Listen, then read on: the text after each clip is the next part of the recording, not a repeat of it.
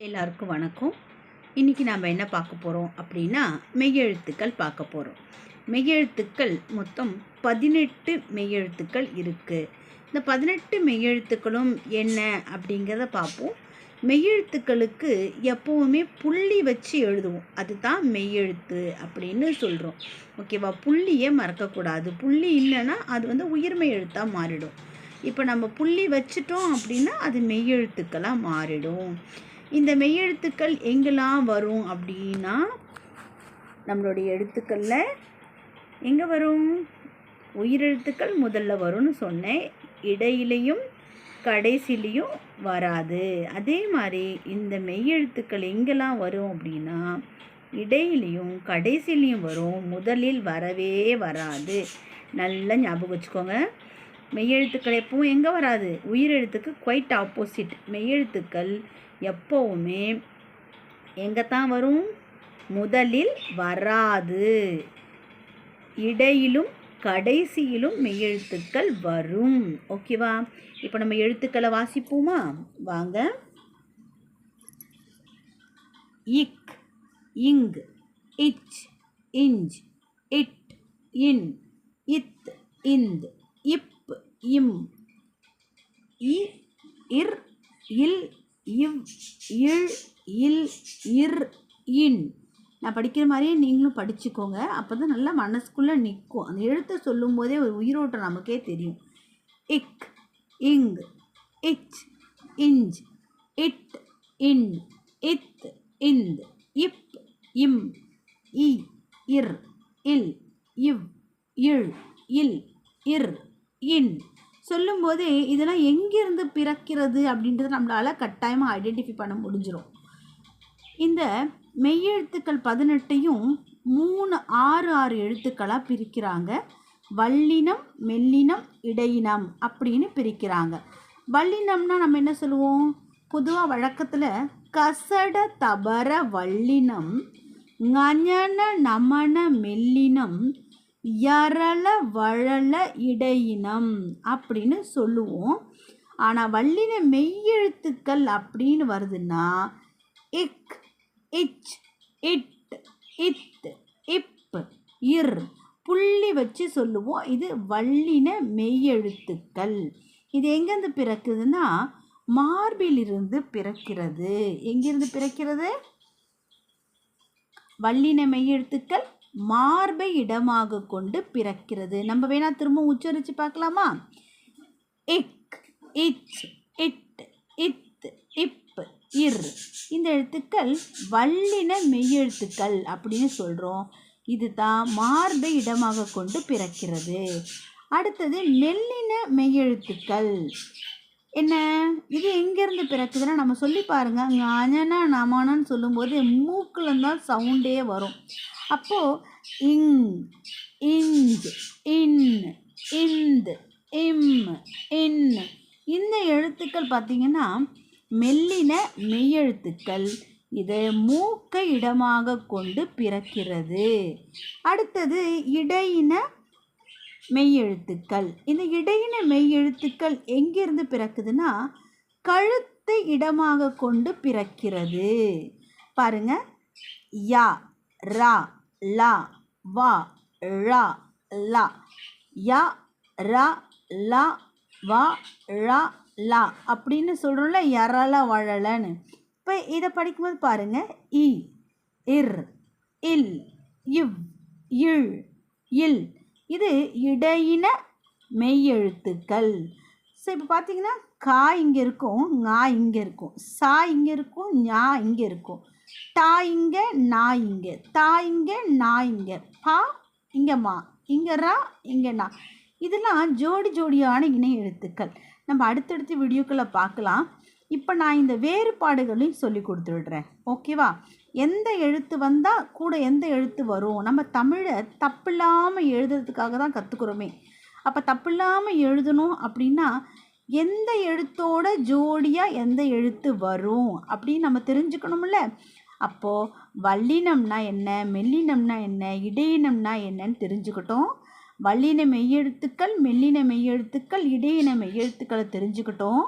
வல்லின மெய்யெழுத்துக்கள் மார்பிலிருந்து பிறக்கிறது. மெல்லின மெய்யெழுத்துக்கள் மூக்கிலிருந்து பிறக்கிறது. இடையின மெய்யெழுத்துக்கள் கழுத்திலிருந்து பிறக்கிறது. நம்ம ஆல்ரெடி சொல்லியிருந்தோம்ல, உயிரெழுத்துக்கள் 12ம் எங்கிருந்து பிறக்கிறது அடுத்த வீடியோ சொல்கிறேன்னு. இப்போ சொல்கிறேன் பாருங்கள். உயிரெழுத்துக்கள் 12ம் கழுத்தை இடமாக கொண்டு பிறக்கின்றன. ஓகேவா? இப்போது நம்ம ஒரு வேறுபாடு பார்த்துடலாம். இந்த நா, இந்த நா, இந்த நா, இந்த 3 நா இருக்குல்ல, இந்த வேறுபாடை அறிஞ்சுக்கணும். இந்த நா எங்கே வரும், இந்த நா எங்கே வரும், இந்த நா எங்கே வரும் அப்படின்னு நம்ம இந்த இடத்துலையே தெரிஞ்சுப்போம். ஏன்னா மெய்யெழுத்துக்கள் தெரிஞ்சுக்கும் போதே இந்த எழுத்து எங்கே வரும்னு தெரிஞ்சுக்கிட்டோன்னா ரொம்ப ஈஸியாக இருக்கும். அதுக்காக தான் இங்கேயே சொல்லித்தரேன். இதை என்ன சொல்கிறோன்னா டாவோட சேர்ந்து வரும் டன்னகரம். இது ராவோட சேர்ந்து வரும் ரன்னகரம். இது நா, இந்த நா தாவோட சேர்ந்து வரும் தன்னகரம். இங்கே நம்ம ஆல்ரெடி பார்த்துட்டோம்ல பாருங்க. டா இட்டு இன்னு, இத்து இந்து, இரு இன்னு இருக்கா? ஸோ இந்த எழுத்தோடு தான் இந்த இணை எழுத்துக்கள் வரும். இந்த எழுத்துக்கள் எப்படிலாம் வரும் அப்படின்னு பார்க்கலாமா? இது என்னன்னு சொல்லணுன்னா 3 சுழினா 2 சுழினா காக்கா மூக்குனாலாம் சொல்லுவோம். அப்படிலாம் சொன்னோன்னா நமக்கு எழுத்து வடிவம் வராது. எங்கே எதை சொல்லணும், எங்கே எந்த எழுத்து போடணுன்ற கன்ஃபியூஷன் வந்துடும். அதனால் இந்த டாவோட இணைப்பு தான் இந்த நா. டா வரிசை நம்ம நாளைக்கு படிப்போம் உயிர் மெய் எழுத்துக்களை. அப்போ இதை சொல்லி கொடுக்கலான்னு நினச்சேன். பட் இருந்தாலும் இதை முன்னமே நம்ம தெரிஞ்சுக்கிட்டோன்னா ரொம்ப ஈஸியாக இருக்கும் எழுதுறதுக்கு. இப்போ டாவோடைய இணைப்புனா டன்னகரம்னு சொல்கிறோம். இந்த டாவோட இணைப்புனாவை என்ன சொல்கிறோம்? டன்னகரம். ராவோட இணைப்புனா என்ன சொல்கிறோம்? ரன்னகரம். தாவோட இணைப்புனா தன்னகரம். என்னடா இது இன்னும் போட்டிருக்காங்க, இங்கே டா ரா தாலாம் போட்டிருக்காங்களே அப்படின்னா, இந்த எழுத்துக்கள் வந்துச்சு அப்படின்னா கூட இந்த எழுத்துக்கள் வரும். இந்த எழுத்து வந்தால் இந்த எழுத்து தான் இணையாக இருக்கும். இந்த தா வந்தால் இந்த நா தான் இருக்கும். இதுக்கு நம்ம உதாரணம் பார்த்துடலாமா?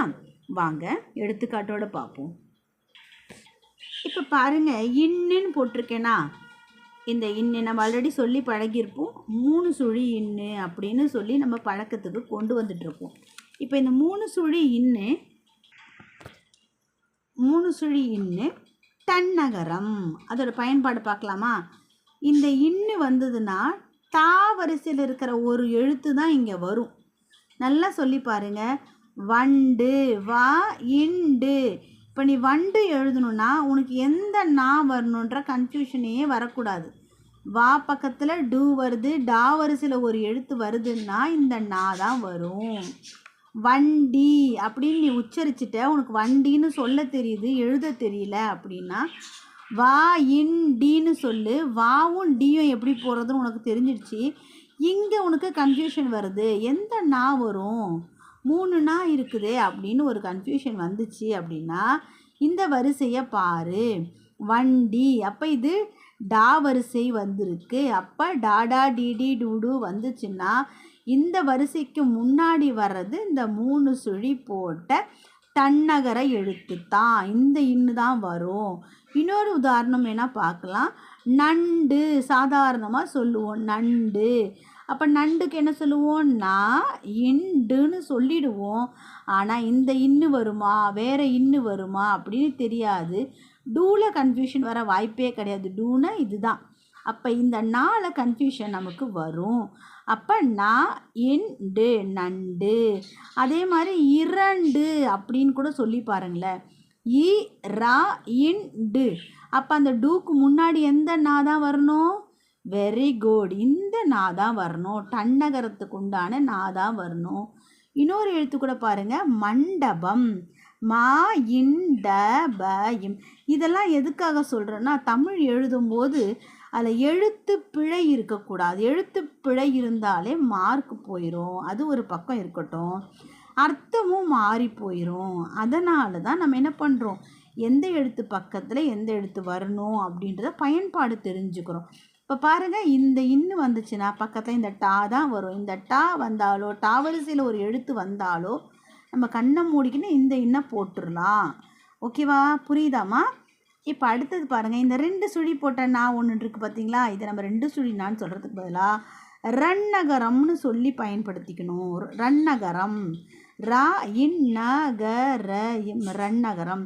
இப்போ இந்த ரா வரிசையில் ரா ரா ரீ ரீ ரூ ரூ ரே ரே ரை ரோ ரோ ரவுன்னு எந்த எழுத்து வந்தாலும் அதுக்கு முன்னாடி வரக்கூடிய அந்த எழுத்து இந்த 2 சுழி வச்ச இந்த நா தான் வரும். பாருங்க, க இன் ரு கன்று, நா இன் ரி. இந்த இடத்துல பார்த்தீங்கன்னா உங்களுக்கு தெரியும் இந்த ரன்னகரம் வந்திருக்கு. இந்த ரன்னகரத்துக்கு முன்னாடி இந்த நா தான் வரும். என்ன புரியுதுங்களா? பாருங்க, ப இன்றி பன்றி, நீ இன்று நின்று. அப்போ இந்த ரூ வந்துச்சு, ராரா ரீரியில் வருதுன்னா இந்த இன்னு தான் வரும். புரியுதுங்களா? சே இன் ரா இன், ரா வரிசை வந்திருக்கு. அப்போ ரன்னகரம் தான் இங்கே போடணும். அப்போ நமக்கு இப்போ இந்த டன்னகரத்துக்கும் ரன்னகரத்துக்கும் வித்தியாசம் புரிஞ்சிடுச்சுல்ல? அடுத்து யார் இருக்கா? இன்னும் ஒரே ஒரு இந்து தான் இருக்குது. இப்போ இந்த இந்துக்கு தன்னகரம் அப்படின்னு சொல்கிறோம்.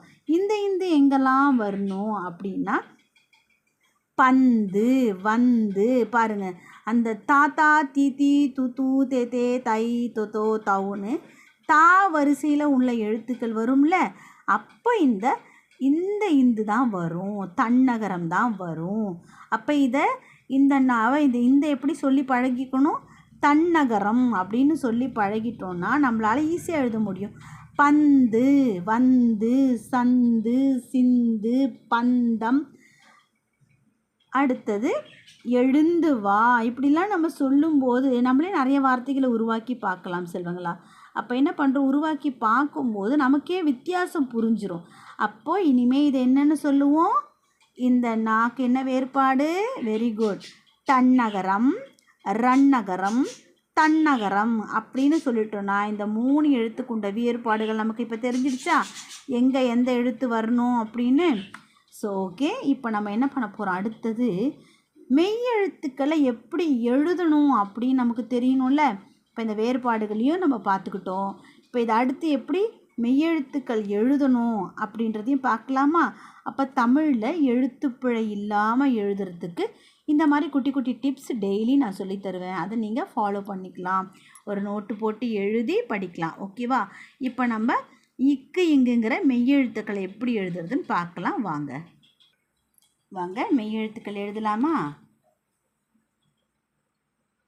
மே, இ, ஏ, ழு, இ, து, க, இல். மெய்யெழுத்துக்கள் எத்தனை? 18. அதை எப்படி எழுதணும்னு பார்க்கலாமா? வாங்க. இப்படி கா போட்டு புள்ளி வைக்கணும். இக்கு. இந்த மாதிரி கோடு போட்டு ngா போட்டு புள்ளி வச்சா இங்கு. சா போட்டு புள்ளி வச்சா இச்சு. ஞா போட்டு புள்ளி வச்சா இஞ்சு. டா போட்டு புள்ளி வச்சா இட்டு. நா போட்டு புள்ளி வச்சா இன்னு. இக்கு, இங்கு, இச்சு, இஞ்சு, இட்டு, இன்னு. அடுத்து பார்க்கலாமா? தா போட்டு புள்ளி வச்சா இத்து. நா போட்டு புள்ளி வச்சா இந்து. பா போட்டு புள்ளி வச்சா இப்பு. மா போட்டு புள்ளி வச்சா இம்மு. யா போட்டு புள்ளி வச்சா இ. ரா போட்டு புள்ளி வச்சா இரு. இத்து, இந்து, இப்பு, இம்மு, இய்யு, இரு. லா போட்டு புள்ளி வச்சா இல்லு. வா போட்டு புள்ளி வச்சா இவ்வு. புரியுதுங்களா? இப்போ திரும்பி பாருங்க. இக்கு, இங்கு, இச்சு, இஞ்சு, இட்டு, இன்னு. இத்து, இந்து, இப்பு, இம்மு, இய்யு, இரு. இல்லு, இவ்வு, இது, ழா, இழு. இதை தமிழில் சிறப்பு ழகரம்னு சொல்லுவோம். ழா, வாழை, வாழ் அப்படின்லாம் சொல்கிற ழா. அடுத்தது லா, மேலே புள்ளி வச்சா இல்லு. அடுத்தது பாருங்க ரா, மேலே புள்ளி வச்சா இரு. நா, மேலே புள்ளி வச்சா இன்னு. இக்கு இங்கு இச்சு இஞ்சு இட்டு இன்னு. இத்து இந்த இப்பு இம்மு இய்யு இரு. இல்லு இவ்வு இழு இல்லு இரு இன்னு. இந்த 18 எழுத்துக்களும் என்ன சொல்கிறோம்? வெரி குட், மெய் எழுத்துக்கள். தினமும் சொல்லி கொடுக்கும் போதே ஒரு நோட்டை போட்டு எழுதி படிச்சுக்கிட்டோன்னா வெட்கப்பட வேண்டிய அவசியமே கிடையாது. தமிழ் எழுத்துக்கள் தெரிஞ்சால் மட்டும்தான் நம்மளால் தமிழ் பிழை இல்லாமல் எழுத படிக்க முடியும். மீண்டும் இதை நினைவுறுத்துகிறேன், சரியா? நினைவு கொண்டு வந்துடுங்க. இப்பயே இங்கே பார்த்தீங்கனாலே தெரியும், இந்த டன்னகரம், இந்த தன்னகரம், ரன்னகரம் நான் சொல்லி கொடுத்தல இன்னைக்கு. டன்னகரம், தன்னகரம், ரன்னகரம் தெரியுதுங்களா? பேரா இருக்கா? அப்போ இந்த வரிசைக்குரிய எழுத்துக்கள் தான் அங்கே வரும். இப்போ உங்களுக்கு டவுட்டு கிளியர் ஆகிடுச்சா? அப்போ நம்ம இன்றைக்கி என்ன பார்த்தோம்? மெய்யெழுத்துக்கள் 18 பார்த்தோம். மெய்யெழுத்துக்கள் என்ன பார்த்தோம்? வல்லினமை, மெல்லினமை, இடையினமை பார்த்தோம். அப்புறம் வேறு என்ன பார்த்தோம்? மூணுத்துக்குமே எங்கிருந்து பிறக்கிறது அப்படின்னு பார்த்துட்டோம்.